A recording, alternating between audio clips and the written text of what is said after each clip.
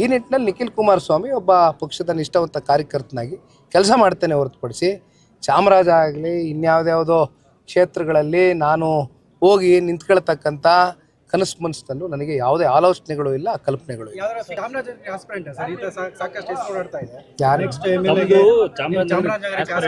ಇವರ ಮನೆಯಲ್ಲೇ ನಿಲ್ಲಿಸ್ತೀರಿ ನನ್ನ?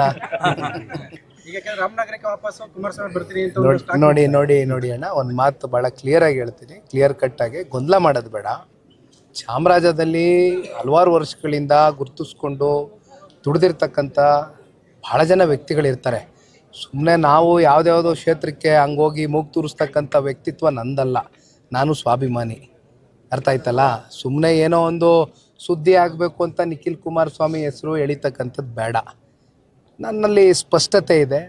ನನಗಿರ್ತಕ್ಕಂಥದ್ದು ಒಂದೇ ಪ್ರಾದೇಶಿಕ ಪಕ್ಷ. 25 ವರ್ಷ ಬೆಳ್ಳಿಯ ಹಬ್ಬ ಆಚರಣೆ ಮಾಡಿದ್ದೀವಿ.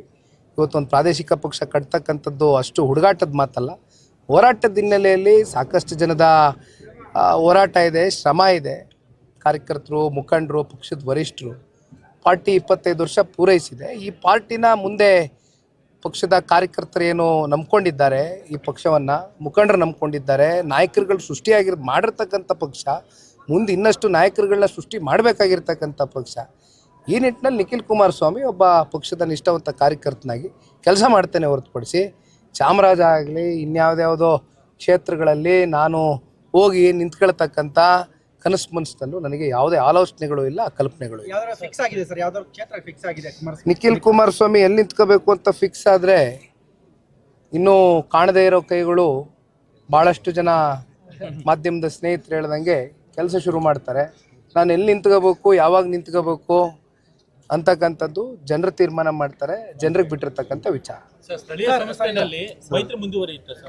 ಸ್ಥಳೀಯ ಸಂಸ್ಥೆಗಳಲ್ಲಿ ಮೈತ್ರಿ ವಿಚಾರಕ್ಕೆ ಸಂಬಂಧಪಟ್ಟಂತೆ ಇಲ್ಲಿವರೆಗೂ ಕೂಡ ಯಾವುದೇ ಚರ್ಚೆಗಳು ರಾಜ್ಯ ಮಟ್ಟದ ಎರಡೂ ಪಕ್ಷದ ವರಿಷ್ಠರುಗಳಲ್ಲಿ ಚರ್ಚೆ ಬಂದಿಲ್ಲ.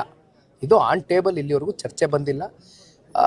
ಒಂದು ರಾಷ್ಟ್ರೀಯ ಪಕ್ಷ, ನಮ್ಮ ಮಿತ್ರ ಪಕ್ಷ ಭಾರತೀಯ ಜನತಾ ಪಾರ್ಟಿಯು ಕೂಡ ನಿರಂತರವಾಗಿ ಪಕ್ಷ ಸಂಘಟನೆಯ ದೃಷ್ಟಿಯಿಂದ ಒಂದಷ್ಟು ಅವರು ಕೂಡ ಅವರ ಕಾರ್ಯಕರ್ತರಿಗೆ ಯಾವ ರೀತಿ ಹುರಿದುಂಬಿಸ್ಬೋದು ಅವರು ಸಭೆಗಳು ಮಾಡ್ತಾ ಇದ್ದಾರೆ, ನಾವು ಮಾಡ್ತಾ ಇದ್ದೇವೆ. ಬಹುಶಃ GBA ಚುನಾವಣೆ, ಬೆಂಗಳೂರಿನ ಗ್ರೇಟರ್ ಬೆಂಗಳೂರು ಅಥಾರಿಟಿ ಚುನಾವಣೆ ಜೂನ್ ತಿಂಗಳೊಳಗಡೆ ಕಂಡಕ್ಟ್ ಆಗಬೇಕು ಅಂತ ಸುಪ್ರೀಂ ಕೋರ್ಟ್ ಡೈರೆಕ್ಷನ್ಸ್ ಕೊಟ್ಟಿದೆ. ಆ ನಿಟ್ಟಿನಲ್ಲಿ ಬಹುಶಃ ಈ ವರ್ಷ ZPTP ಕೂಡ ಆಗಬೇಕು ಅಂತಕ್ಕಂಥದ್ದು ಹೈಕೋರ್ಟು ಈಗಾಗಲೇ ಹೇಳಿರ್ತಕ್ಕಂಥ ಹಿನ್ನೆಲೆಯಲ್ಲಿ ಇದು ಈ ವರ್ಷ ವಿಶೇಷವಾಗಿ ಕಾರ್ಯಕರ್ತರಿಗೆ ಮೀಸಲಿಟ್ಟಿರ್ತಕ್ಕಂಥ ಚುನಾವಣೆ. ಯಾಕೆಂದರೆ ಸಾಮಾನ್ಯವಾಗಿ MP MLA ಚುನಾವಣೆಗಳೆಲ್ಲ ನಮಗೋಸ್ಕರ ದುಡಿದಿರ್ತಾರೆ.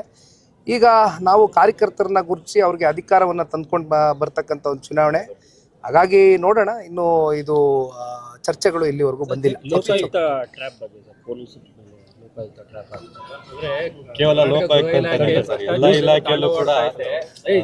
ಅಲ್ಲ, ಇವತ್ತು ಭ್ರಷ್ಟಾಚಾರ ಅಂತಕ್ಕಂಥದ್ದು ಬಹುಶಃ ಲೋಕಾಯುಕ್ತ ಅವರು ಒಂದು ದಿಟ್ಟವಾದಂಥ ಒಂದು ಹೆಜ್ಜೆಯನ್ನು ಏನಿಟ್ಟಿದ್ದಾರೆ, ಅದು ನಾವೆಲ್ಲರೂ ಕೂಡ ಮೆಚ್ಕೊಳ್ಬೇಕಾಗ್ತದೆ.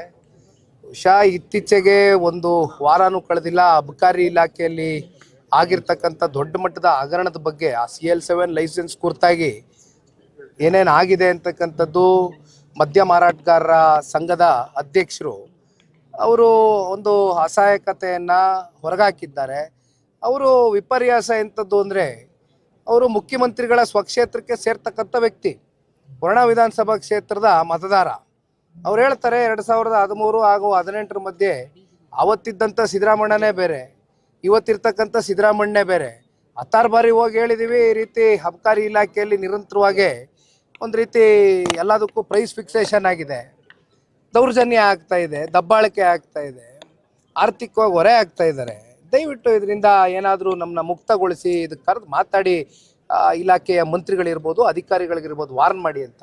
ಆದರೆ ಇವತ್ತು ಸರ್ಕಾರ ಪರಿಸ್ಥಿತಿಲಿ ಇಲ್ಲ. ನೀವು ಹೇಳ್ದಂಗೆ ಒಂದು ಭ್ರಷ್ಟಾಚಾರ ಅಂತಕ್ಕಂಥದ್ದು ಇವತ್ತು ಬಹುಶಃ ಅವೆಲ್ಲ ಜೀರ್ಣಿಸ್ಕೊಂಡು ಮೆಟ್ಟು ನಿಲ್ತೇವೆ ಅಂತಕ್ಕಂಥ ಮನಸ್ಥಿತಿಯಲ್ಲಿ ಇವತ್ತು ಕಾಂಗ್ರೆಸ್ನವ್ರು ಇದ್ದಾರೆ. ಅದು ಭಾಳ ದಿನ ನಡೆಯೋದಿಲ್ಲ.